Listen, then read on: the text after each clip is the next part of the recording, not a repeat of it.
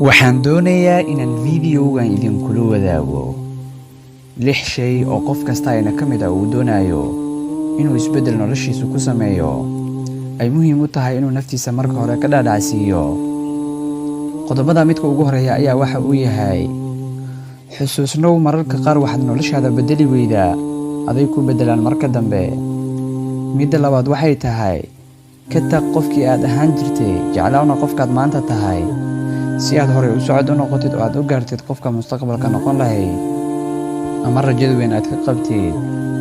qodobka saddexaad, qofka bini'aadamka waxyaabaha noloshiisa ee bedela ee waaweyn waxaa ka mid ah 2 shay. waa kan koowaad, qof uu aad u jecel yahay inuu noloshiisa ku soo biiray ama qof uu aad u jecel yahay inuu noloshiisa ka faaruqay oo waayey. qodobka afaraad, tallaabada ugu horeysa ee isbedelka noloshaadu waa inaad qarsan tahay inaad marka hore noloshaada dayacday. markaad taa qirtid ayaad isbedeli kartaa adna.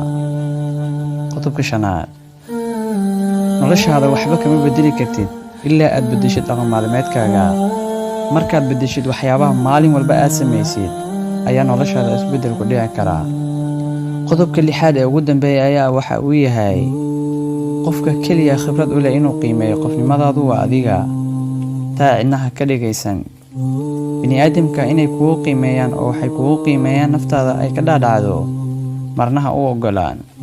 waxaadna ogaataa waxaad tahay qofka keliya ee naftiisa si fiican u yaqaana marka laga soo tago Allah subxaanahu wa tacaala.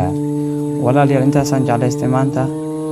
haddii ay tahay markii kuugu horeysay ee kanaalkeena soo booqatid, fadlan subscribe saar, balalkana furo si aad u noqotid qofka ugu horeeya daawada muuqaalada aynu soo gelino. mahadsanid.